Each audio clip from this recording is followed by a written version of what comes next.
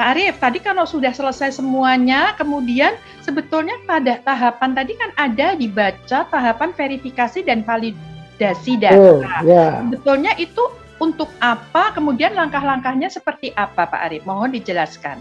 Baik, ya terima kasih. Saya lanjutkan ya.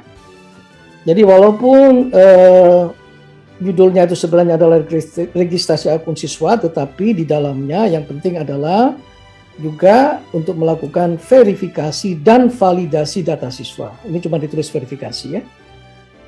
Karena pada saat melakukan registrasi akun itu, kenapa ini penting ya?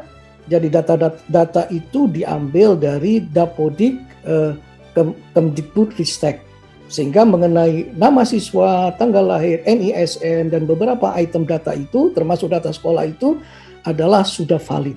Untuk itu memang sekolah jangan sampai memasukkan data itu salah. Dan ketika salah, ada kesalahan, tolong dilaporkan ke sekolah. Jadi, disitulah pentingnya namanya verifikasi adalah memastikan bahwa data itu sudah diverifikasi oleh siswa, datanya adalah benar.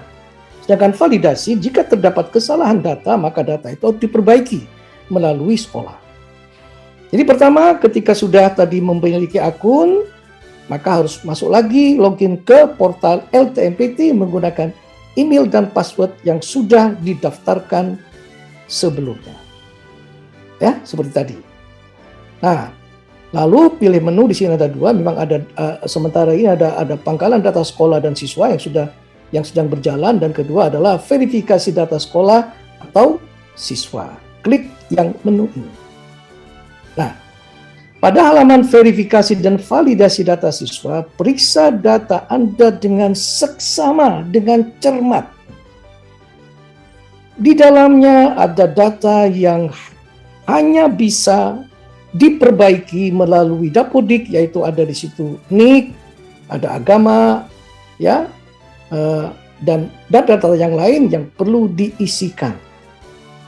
Sedangkan kalau ada perubahan-perubahan data yang sudah didaftarkan atau terdaftar di Dapodik, maka kemudian tekan tombol perbarui data. Ini kira-kira ya. Jadi pertama kali masuk, oleh karena kita tahu NISN, NPSN, tanggal lahir, ya, maka akan terisi beberapa data secara default terkait dengan data pribadi ini. Ya, ada NISN, ada nama sekolah, nama siswa, jenis kelamin, tempat lahir, tanggal lahir, dan NIK. Ini ada tambahan tahun ini, yaitu ada NIK karena ada informasi dari Kemdikbud bahwa NIK itu sudah didapatkan dari Dukcapil dan katanya sudah lebih 2 juta siswa yang NIK-nya sudah diambil dari Dukcapil, Kementerian Dalam Negeri, dan sudah dimasukkan di dalam data siswa di Dapodik. Data ini cek dengan baik, dengan seksama, ya, karena data ini hanya read only. Mungkin saja ada yang kosong, mungkin ada yang salah, dan data ini tidak dapat diedit oleh siswa. Perbaikan data ini hanya dapat dilakukan di Dapodik Kemdikbudristek melalui operator sekolah. Ya, jadi pertama mungkin ini datanya ya kan kita nggak tahu, tergantung dari data terkini pada saat menu ini dipilih, yang kita ambil ini real time, kita ambil dari Dapodik. Jadi kalau untuk memastikan data yang terkini, klik perbarui data. Tapi kalau data setelah klik perbarui data masih juga ada yang salah atau ada yang kosong, sekali lagi segera laporkan ke sekolah agar sekolah melakukan pemutahiran data di Dapodik. Itu langkah pertama dulu. Selain itu ada beberapa item data tambahan yang memang diperlukan sehingga nanti pada saat melakukan pendaftaran SNPTN, pendaftaran UTBK, SBMPTN itu, ini tidak perlu diisi lagi, kecuali memang pada saat melakukan pendaftaran SN atau UTBK SB itu ada perubahan. Ya, di sini ada agama, ada alamat domisili, mulai dari jalan, provinsi, kabupaten, kota, kecamatan atau distrik, kemudian desa kelurahan, ada RT, RW, kode pos, ya. Email ini kalau sudah terverifikasi itu keluar di sini ya, dan itu adalah email yang sebelumnya sudah didaftarkan di registrasi akun. Kemudian ada nomor HP, tolong gunakan nomor HP dari yang biasa dipakai. Ya, karena kalau ada sesuatu yang emergency, mungkin helpdesk ya, itu akan menghubungi Anda lewat ini. Walaupun sebelumnya dicoba lewat email. Itu kan saya katakan, gunakanlah email yang biasa dipakai. Dan siswa saya yakin, dengan gadget yang dimiliki, mereka juga selalu mengakses email melalui gadget. Ya, untuk itu kalau ada pesan-pesan penting pertama, itu lewat email.